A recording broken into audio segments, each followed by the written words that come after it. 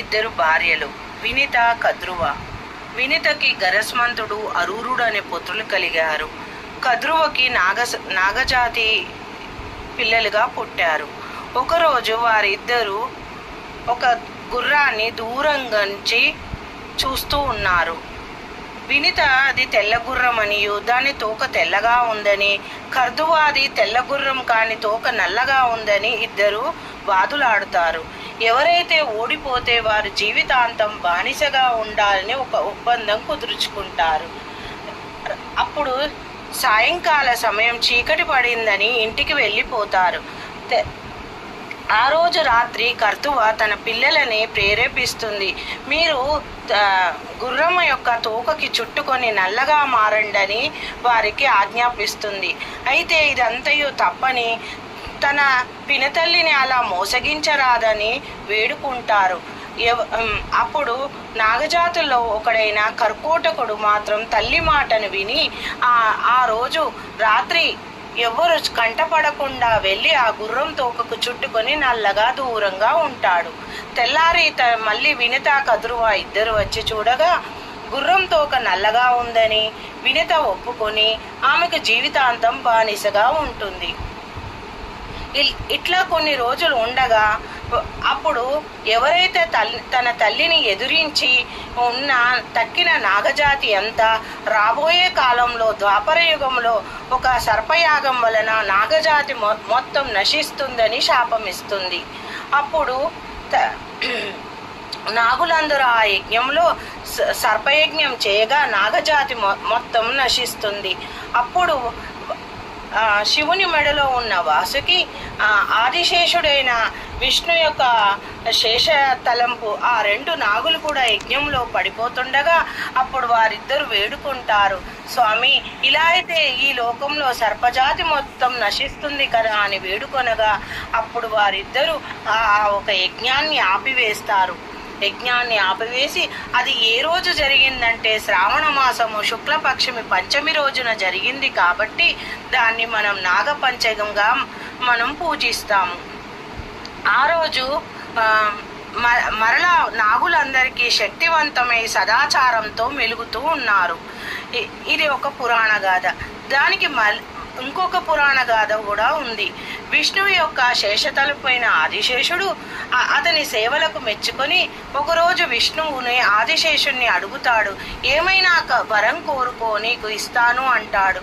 అప్పుడు ఆదిశేషుడు అంటాడు, ప్రతి మాసంలో వచ్చే శుక్ల పంచమి రోజున లేదా సంవత్సరంలో వచ్చే మార్గశిర పంచమి రోజైనా మా నాగులందరినీ భూలోకవాసులందరూ పూజించాలని వరం కోరుకుంటాడు. ఆ రోజటి నుంచి అది ఒక ఆచారంగా మారి మనము నాగపంచమిని జరుపుకుంటాము. ఇంకొక పురాణ గాథ ఉంది. ద్వాపరయుగము అనంతరము పరీక్షిత్ మహారాజుని తక్షకుడు అనే పాము కాటు వేస్తుంది. అతని పుత్రుడైన జయమేజయుడు, నా తండ్రి ఎంత వీర పరాక్రమంతుడే, అతడు ఒక సర్పం చేత చనిపోయాడే అని బాధపడుతూ ఎలాగైనా సర్పజాతిని మొత్తం నశింపజేయాలని కంకణం కట్టుకొని సర్పయాగాన్ని తలపెడతాడు. అప్పుడు ఆ ఒక వేద మంత్రోచ్చరణతే ఎక్కడెక్కడ ఉన్న నాగులందరూ గుట్టలుగా పుట్టలుగా ఒక్కొక్క సర్పాలు ఆ యజ్ఞకుండంలో పడి ఆగుతూ అవుతూ ఉంటాయి. చివరికి ఇంకా రెండు నాగులు మిగులుతాయి. వాసుకి, ఆదిశేషుడు వాళ్ళు దేవతా సర్పాలు, సాక్షాత్తు శివకేశవులకి ప్రియులైన వారు. అప్పుడు శివకేశవులు వచ్చి ఆ యొక్క యజ్ఞాన్ని ఆపి ఇక ఇలా మొత్తం సర్పజాతిని నశింపచేయరాదు, అన్ని జాతులు ఈ లోకంలో సమాన హక్కు ఉంది అని కద్రువ వినుతులకి స్నేహబంధాన్ని ఒప్పించి వారిలో ఉన్న వైరాన్ని తొలగించి నాగజాతిని గరుడ జాతిని రెండు సంరక్షిస్తూ లోకాన్ని సవ్యంగా సాగేలా చూసినది శ్రావణ మాసము శుక్ల పంచమి రోజున జరిగింది కాబట్టి ఆ రోజు నుంచి ఇది ఒక నాగపంచమి జరుపుకోవడం హిందువుల సాంప్రదాయంగా మారింది. నాగపంచమి రోజు, గరుడ పంచమి రోజు నాగులను పూజించడం వలన మన జన్మజాతకంలో ఉన్న రాహుకేతు దోషాలు, కుజ దోషాలు, కాలసర్ప దోషాలు అన్నీ తొలగిపోతాయి. కాలసర్ప దోషాలు. కాలము సర్పము అనగా కాలుడు అంటే కాలభైరవుడు, సర్పం అంటే దానికి అధిష్టాన దేవుడైన సుబ్రహ్మణ్యుడు సర్పరూపంలో ఉంటాడు. కాబట్టి ఆ గ్రహ దోషాలన్నీ తొలగిపోవాలంటే మనము నాగులను పూజించాలి. ఇంకొకటి సైంటిఫిక్ ప్రకారం కూడా మనకి సంతానోత్పత్తికి కారణమైన కణాలు కూడా మనకి ఆ రూపంగా ఉంటాయి. కాబట్టి మనము సంతానాన్ని పొందాలంటే నాగులని పూజించడము ఒక ఆచారంగా మారింది వేదాల ప్రకారము.